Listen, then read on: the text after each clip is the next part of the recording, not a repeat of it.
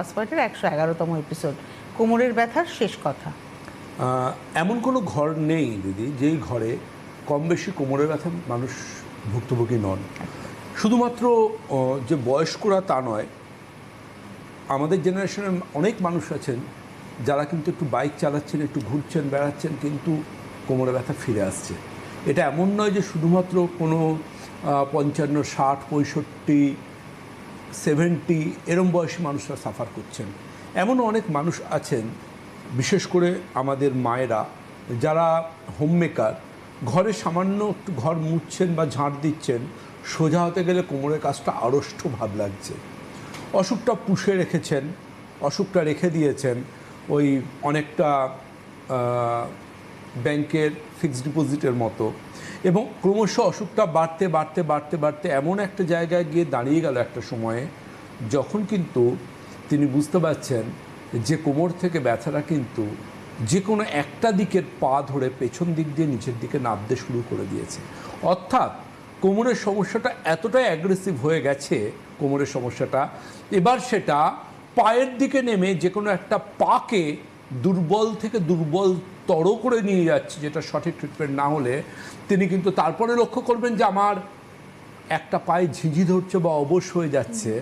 আরও ফেলে রাখলে তিনি বুঝতে পারবেন যে আমি টয়লেটটা চাপতে পারছি না, বাথরুম পেলেই দৌড়ে যেতে হচ্ছে। এবং তারপর তিনি বুঝতে পারবেন যে সকালে ঘুম থেকে ওঠাটা কতটা অভিশপ্ত, কতটা কষ্টের, বসা থেকে উঠে দাঁড়ানোর পর যে আমার শরীর আড়ষ্ট হয়ে যাচ্ছে ব্যথায়, আমার কোমর আড়ষ্ট হয়ে যাচ্ছে ব্যথায়। এবং বেশিরভাগ ক্ষেত্রে যদি এগুলো আনট্রিটেড পড়ে থাকে, সেক্ষেত্রে হয়তো জীবনে একটা কোনো পর্যায়ে গিয়ে হুইল চেয়ার শেষ সম্বল হয়ে দাঁড়ায়। কিন্তু আমরা ডাক্তারবাবুরা বলি যে কোনো অসুখ তিল প্রমাণে সারান, তাল প্রমাণ অবধি নিয়ে যাবেন না। আপনি বাজেট করুন চাল ডাল তেল সবজিতে, কিন্তু বাজেট করবেন না ডাক্তারবাবুর কাছে, কারণ এই অসুখটাকে আপনি পুষে রেখে দেবেন এবং একটা সময় গিয়ে কিন্তু সুদযুক্ত আসলে এই অসুখ আপনাকে ফেরত দেবে। তখন হয়তো কোটি টাকাও খরচা করে আপনি সুস্থ হতে পারবেন না, যদি আপনি সঠিক সময়ে আপনার ডাক্তারবাবুর সাথে আলোচনা করে এই অসুখটাকে নিয়ন্ত্রণ করার মানসিকতা নিজের মধ্যে না নিয়ে আসতে পারেন। সুতরাং আজকের কোমরের ব্যথায় অবশ্যই আলোচনা করব যে এই কোমরের ব্যথা কেন হয়, আয়ুর্বেদ চিকিৎসা বিজ্ঞানের হাত ধরে এই কোমরের ব্যথাকে কি করে আমরা একটা ব্যথাবিহীন, পেনকিলারবিহীন সকাল দিতে পারি।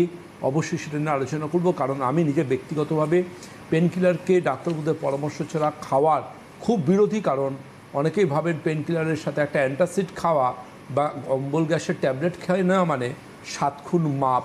অ্যাকচুয়ালি আদৌ সেটা নয়। গ্যাস অ্যাসিডিটিকে আপনি কমাতে পারবেন, কিন্তু পেনকিলার থেকে যে অপূরণীয় ক্ষতি হবে আপনার লিভারের, আপনি লিভারের ট্যাবলেট খেতে পারবেন না, কারণ সেটা কাজ করবে না। পেনকিলার থেকে যেভাবে আপনার কিডনি দুটো ড্যামেজ হবে, আপনি কিডনির ট্যাবলেট খেতে পারবেন না, কারণ সেটা আবিষ্কার হয়নি যেটা পেনকিলারের ক্ষতিকারক দিককে, কিডনিকে রক্ষা করবে। সুতরাং পেনকিলার মানেই জানবেন মাল্টি অর্গান ফেলিওরের দিকে আপনি এগিয়ে চলেছেন। আসবো আলোচনায়। নমস্কার, কে রয়েছেন? Hello hello.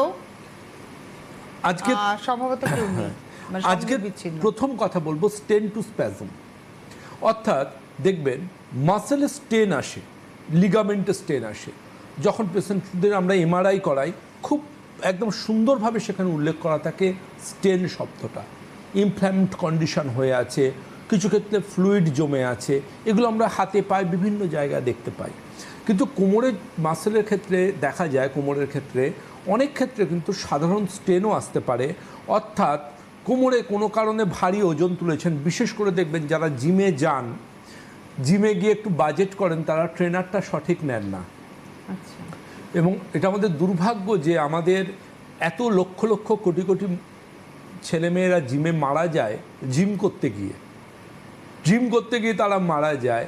অথচ আমাদের এখানে এখনও অবধি জিমের ট্রেনারের সঠিক তার ফিজিওলজি, অ্যানাটমি এগুলো তাদের শিখিয়ে পড়িয়ে তৈরি করার জন্য কোনো এখনও সিলেবাস বা কোর্স কোনো বিশ্ববিদ্যালয়ে আসেনি যে জিম ট্রেনার হতে গেলে তোমাকে ফিজিওলজি বা অ্যানাটমির ন্যূনতম এই নলেজগুলো রাখতে হবে। কেউ যখন জিম করছে তোমাকে তাকে সেই মতো গাইড করতে হবে। প্রতিটা জিমে একটা করে ইসিজি মেশিন রাখতে হবে বাধ্যতামূলক, তা না হলে সেই জিম লাইসেন্স পাবে না। প্রত্যেকটা জিমে একজন করে ভিজিটিং কার্ডিওলজিস্ট বা অন্ততপক্ষে সাধারণ ডাক্তার থাকবে। তা না হলে সেই জিমে ইমার্জেন্সি কারোর শরীর খারাপ হলে ওই দ্রুততার সাথে তার প্রপার ট্রিটমেন্টটা শুরু করতে পারে। প্রাথমিক চিকিৎসাটা যাতে শুরু হয়। এটা কিন্তু ভীষণ রকম প্রয়োজন, যেটা বিদেশে হয়। বিদেশে আমি এত দেশে ঘুরেছি, আমি নিজে খুব কম বয়স থেকে শরীরচর্চার সাথে যুক্ত, আমার নিজের পার্সোনাল জিম আছে। কিন্তু আমি সবসময় বলি, জিম জানবেন আপনার আয়ু কারক হতে পারে, আবার জিমের জন্যই মৃত্যু হতে পারে।